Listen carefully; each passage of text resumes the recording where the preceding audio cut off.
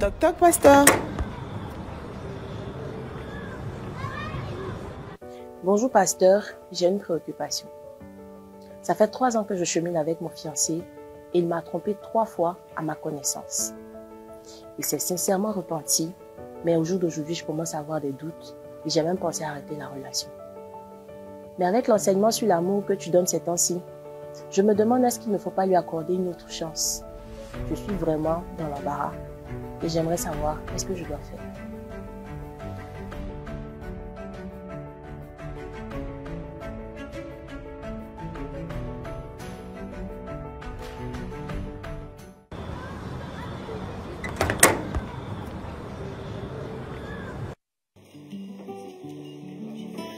Amen. Gloire à Dieu. Alléluia. Alors, sois bénie, chère sœur, qui m'a posé la question.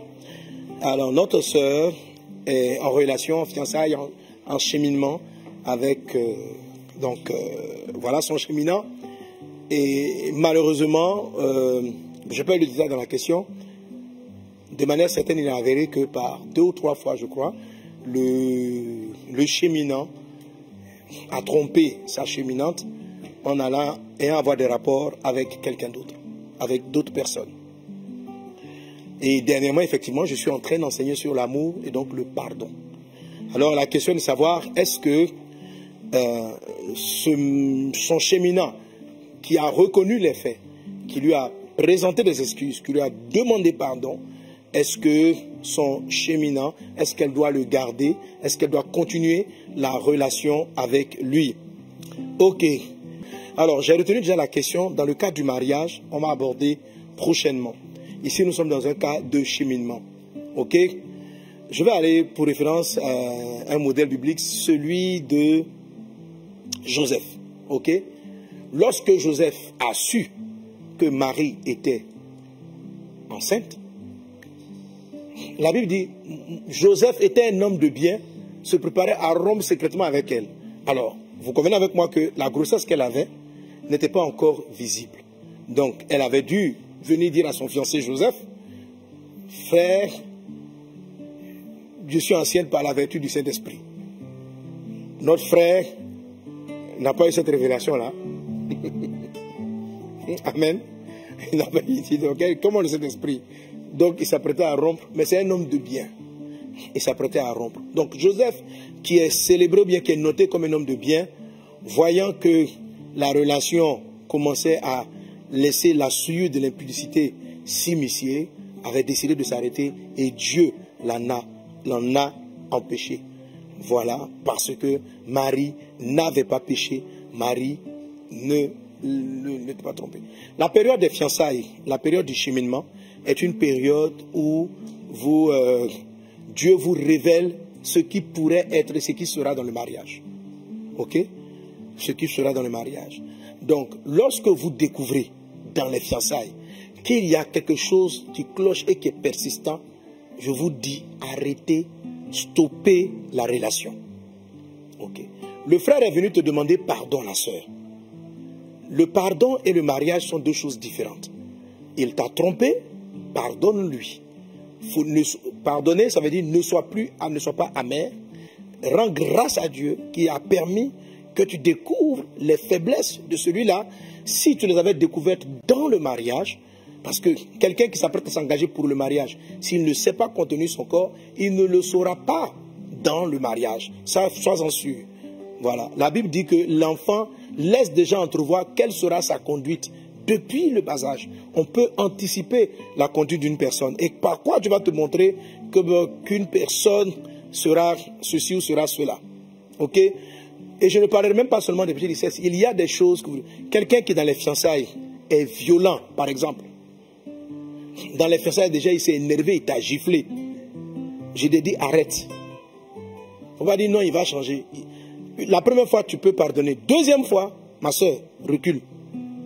Mon frère, ça peut être la fiancée qui t'a giflé 2 fois. Ça veut dire qu'elle a un véritable problème avec la colère. C'est une querelleuse. Si vous rentrez dans le mariage, c'est qu'elle va te montrer. Tu vas regretter pourquoi tu t'es marié. Ok? Il existe la période des fiançailles pour s'observer, pour regarder. On dit non, Dieu va nous changer. Oui, mais Dieu nous change. Dieu ne vous change pas parce que vous êtes fiancés. Dieu vous change pour votre propre relation avec lui. Je ne dis pas que la personne, peut-être plus tard, vous allez finir par vous marier. Mais dans cet état-là actuel, ce frère qui t'a trompé 3 fois a besoin, non pas de se réconcilier avec toi, mais de se réconcilier avec Jésus-Christ.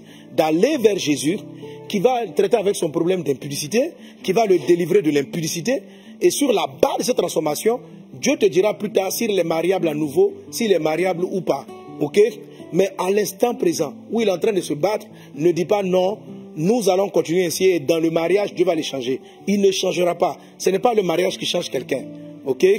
Ce n'est pas le mariage qui change une personne.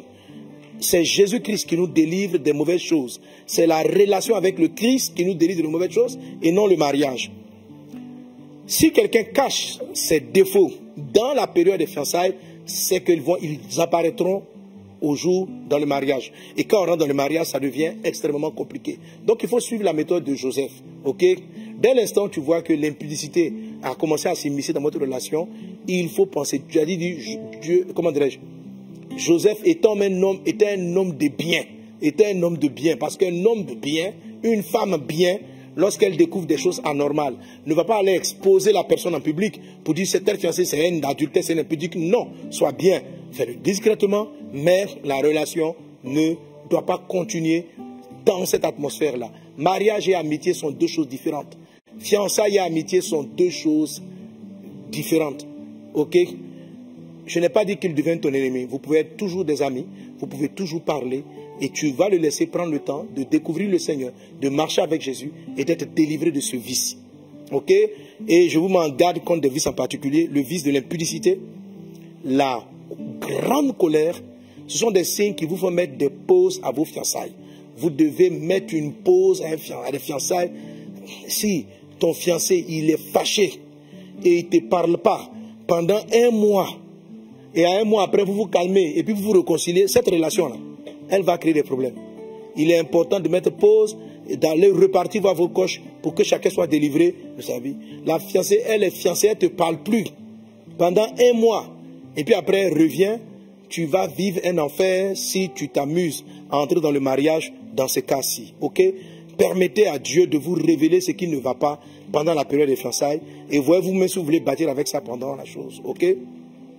Maintenant, quand ça intervient dans le cas du mariage, on va le traiter. Mais dans les cas des fiançailles, c'est vraiment l'occasion que Dieu vous donne de pouvoir faire les choses. Alors, j'ai vu à l'intérieur des réponses et j'y répondrai dans l'enseignement tout à l'heure. J'ai vu à l'intérieur quelqu'un a dit, il faut prier pour savoir si c'est la volonté de Dieu. Si c'est l'homme de ta vie, ou aujourd'hui on va toucher les songes qui vous montrent les hommes ou les femmes de votre vie.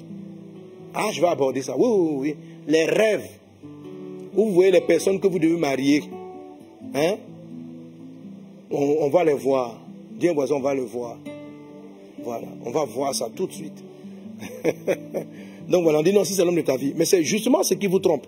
Hein, vous rentrez, vous faites 2 ou 3 songes, on dit bon ok, il est voleur, mais j'ai vu dans 4 rêves que j'allais le marier. Ma soeur, ton rêve est un rêve de tes occupations et de ton âme. Ça va te détruire. Ça va te détruire. Que Dieu vous bénisse abondamment. Alléluia. Alors nous allons prier vraiment pour tous ceux qui sont dans ce genre de situation, que Dieu vous donne la force de prendre les bonnes décisions. N'ayez pas peur d'arrêter les fiançailles. Les fiançailles sont faites, c'est une période qui est faite pour qu'on s'observe et qu'on essaie de voir ça peut aller, et puis ça ne va pas, on arrête. Voilà, on ne dit pas non, mais ce n'est pas Dieu qui a parlé pour qu'on va arrêter, on arrête. Écoutez, ma femme, aujourd'hui notre foyer est heureux parce qu'elle a arrêté cette relation. Vous me suivez? J'étais un gars potentiellement dangereux. Elle n'en pouvait plus, elle a fait stopper cette relation. Et j'ai dû traiter avec Jésus. Jésus m'a guéri. Jésus a guéri les blessures de mon enfance. Jésus, parce que ce n'est pas elle qui allait guérir. C'est Jésus Jésus m'a guéri. Jésus a changé mon manque d'affection. Jésus m'a délivré de mon caractère. Tu es là. Le fiancé est là, il ne t'appelle pas. Il n'a aucune attention. Il est compliqué. Et tu vas aller à ça dans le mariage. Qu'est-ce que tu veux? C'est fait pour que tu dis non, Dieu m'a dit en songe. Mais quel songe ça? Il faut arrêter cette relation. Elle est en train de te détruire. Soyez des camarades. Amen. Et si c'est l'homme de ta vie, je n'ai pas dit que vous n'allez pas finir par vous marier. Si c'est l'homme que Dieu veut pour toi, il va profiter pour le changer. Mais il n'est pas prêt. C'est comme si tu veux manger un fruit qui n'est pas mûr. Mais tes dents seront agacées. On te dit la mangue est pour toi, la mangue n'est pas mûre. Il faut la laisser sur l'arbre. Et l'arbre, c'est Jésus. Alléluia. Donc laisse-le sur Jésus. Avec Jésus, Jésus va traiter avec lui. Ma fiancée m'a laissé. Elle m'a laissé avec Jésus. Ça a duré 4 ans. Et mon cœur était trop dur. Et moi aussi, 4 ans. J'exagère. Amen. Ça fait 4 ans, frère. Quand Dieu a brisé cela. Voilà. C'est parce que Sanogo qui est revenu. Si elle n'avait pas fait ça, tu t'imagines? J'allais rester là dans mes orgueils, dans mes pensées. J'allais penser que c'était Dieu. On serait rentré dans le mariage comme ça. J'allais la fatiguer. Ça allait être un foyer horrible, ça. Moi-même, j'ai honte de moi si j'étais comme ça. Oh Dieu. Merci Jésus de m'avoir sauvé. Tu es bon pour moi. Heureusement qu'elle a brisé cette relation tôt. Sois béni, ma chérie. Je t'aime trop. Amen. Elle m'a sauvé. Ou bien elle ne m'a pas sauvé. Donc, sauve le frère. Chasse-le. Amen. Sauve la soeur avec sa colère irritable. Elle ne pardonne jamais. Laisse-la partir. Et puis, si tu penses que c'est Dieu qui t'a donné, prie pour elle. Elle va revenir. Jésus va la changer. Que Dieu vous garde. Soyez bénis. Soyez bénis. Bon. On va maintenant prendre la formation. Seigneur, étends ta main sur les relations, sur les fiançailles. Manifeste ta grâce. Glorifie ton nom. Nous avons besoin de toi. Accorde la sagesse à ceux qui sont confrontés à ce type de questions. Père Céleste, et donne-nous vraiment de bâtir des choses, des relations solides, des relations fiables à cause de ta grâce. Sois élevé, roi des rois, au nom puissant de Jésus. Amen. Rendez-vous ce mardi à 12h30 GMT au Mohamed Sanogo Live avec le pasteur Mohamed Sanogo en direct sur Facebook, YouTube et Instagram. Abonne-toi, like et partage.